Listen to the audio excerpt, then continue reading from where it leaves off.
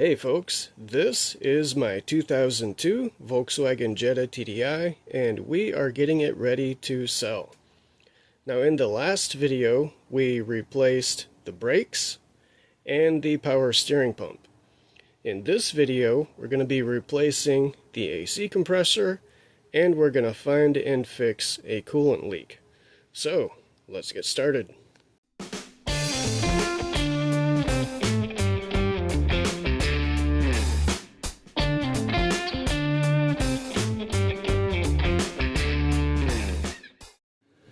Okay, so after the previous video, our pile of parts got a little bit smaller, but we just received another box of parts, so the pile got bigger. But that's okay, because this is routine maintenance stuff like an oil change, air filter, windshield wipers, and stuff. So no big deal. Actually, we're probably going to do that stuff off camera, and then we will launch into the AC and the coolant system.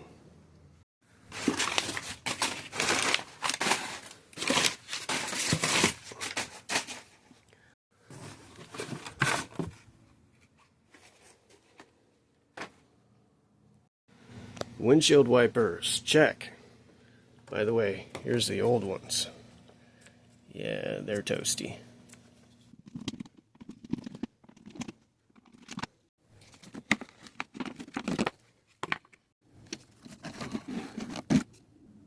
It's not as bad as I thought it would be. Out with the old, in with the new. And yes, I sneaked the filter in there without undoing the entire cowling because I'm lazy. Cabin air filter, check.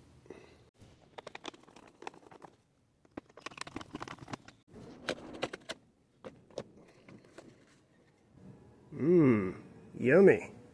In case you're wondering, I vacuumed out the air filter box. Oh, and I also vacuumed out the cowling, or at least the parts I could reach. Anyway, here we go.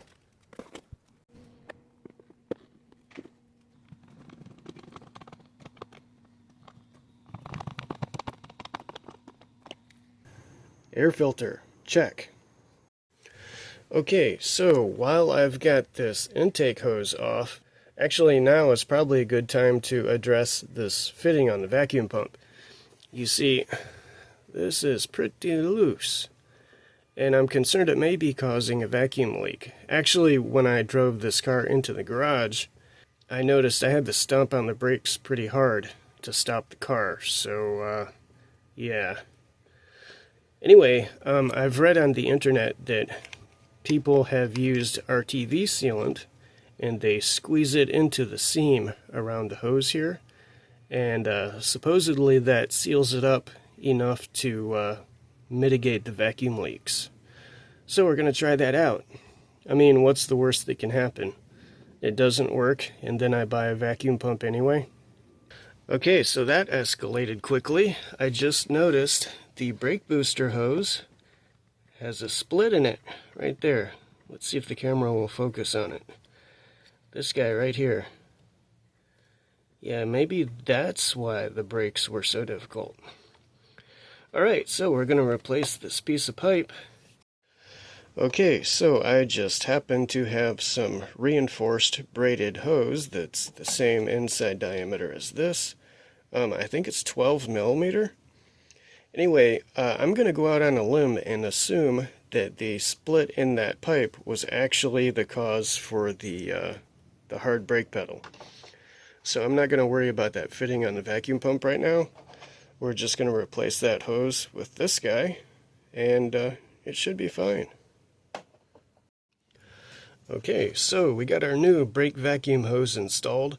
It's actually a little bit longer than the old one, because I didn't want to put a sharp bend in the hose, because I didn't want to risk putting a kink in it. But that should be fine.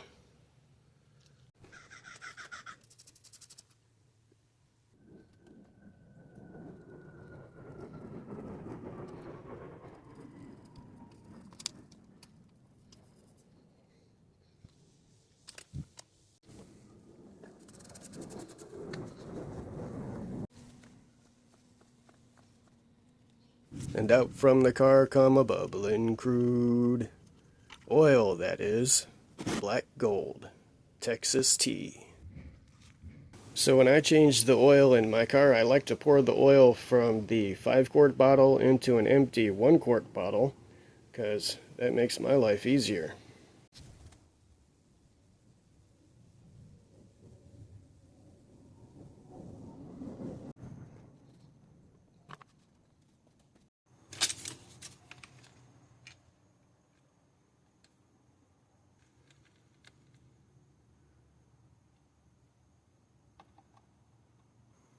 Oil change, check. Okay, so now let's move on to that leak in the cooling system. Now, I mentioned in the other video that I put some dye in the coolant and I ran the engine for a little bit to circulate the coolant. And by the way, one of my neighbors is riding his dirt bike up and down the street. I'm not going to complain, he's having fun, but you're going to hear it in the background. Anyway, we got this black light, so let's poke around and see if we can find that leak. Okay, so we got some drippage underneath the car, and it appears to be coming from right around where the engine meets the transmission. So let's take a look up top in that general area and see what we can find. Okay, so I'm thinking right around here somewhere.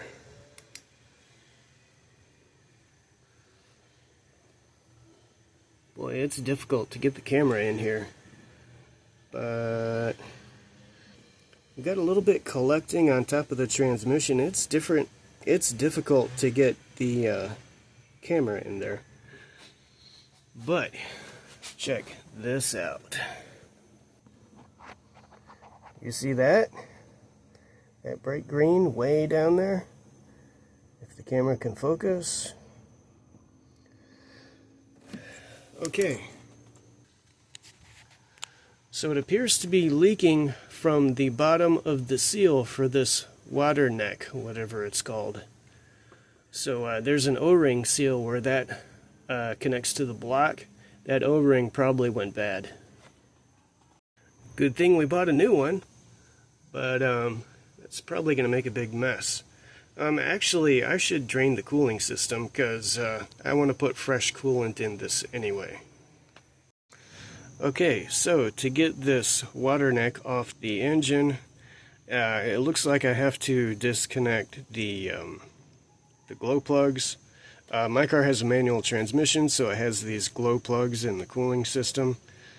We'll just unplug these guys, move that out of the way. Also, we need to get this vacuum line out of the way, and I think I'm also going to remove that bracket for the vacuum line because it looks like it might interfere.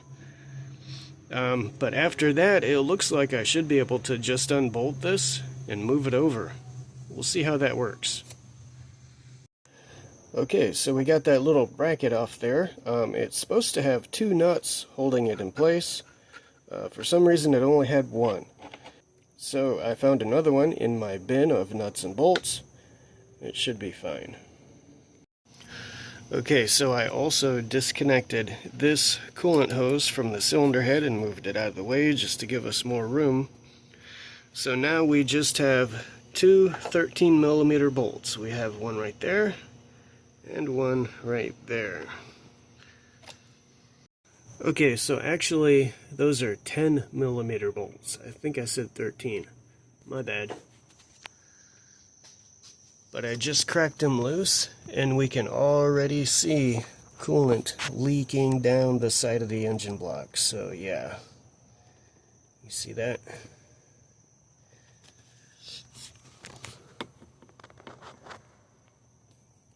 Right down there.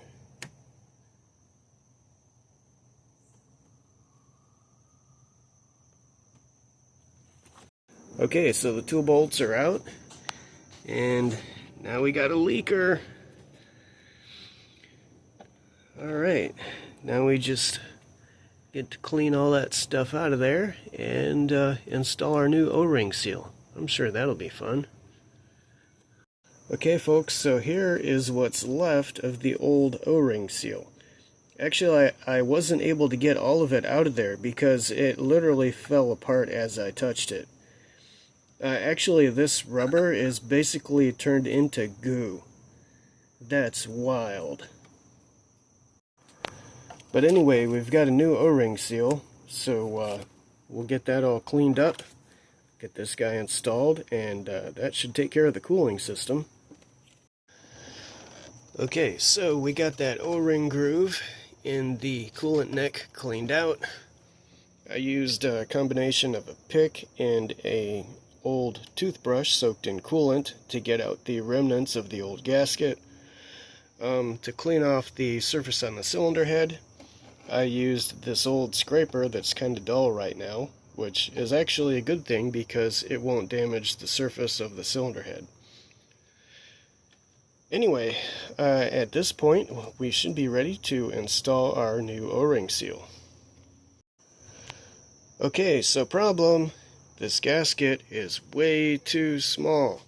Actually, I think this O-ring is actually meant to go in that connection, not that one. So, I have to order another part. Yay! Computer updated. Okay, so we got a new O-ring gasket. This one, as you can see, is bigger than the other one, so hopefully this one will be the correct one. There's only one way to find out. Okay, so the gasket is the correct size, but there is a problem. Since the O-ring obviously is round, but that opening is oval shaped, when I put the O-ring in there, it keeps trying to pop out. So, we're going to try some rubber cement to glue the O-ring in place. We'll see how that works. Okay, that worked really well. Now our O-ring is glued into place. But I want to do one more thing to make sure we get a perfect seal. And that is, I actually want to put a very light coat of sealant on the cylinder head surface. Because after 20 plus years of weathering and corrosion, that surface is not going to be completely flat, and I don't trust the O-ring to completely seal against it. That's actually something I had to deal with before. When I did the timing belt and the water pump, I also replaced the thermostat neck, and I had the same issue. It did not want to seal against the engine block, so I ended up using a light coating of sealant on the engine block here to make sure that sealed up, and that worked perfectly. So with the water neck, I'm not even going to risk it. We're going to break out the RTV. Okay, so now we have a very thin coating of RTV sealant on the mating surface. We're talking paper thin, just enough to fill any imperfections in the material. Now I know the O-ring is supposed to do that, but in my experience, once again, it's not guaranteed. So here we go. Okay folks, we got our water neck reinstalled. We got everything hooked back up. So now we can refill the cooling system.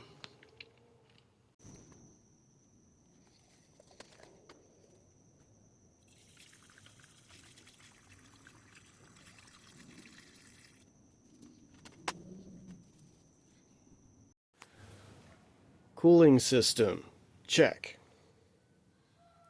Okay, this video took a little bit longer than anticipated, so I think we'll end it here. And in the next video, we will do the AC system repair.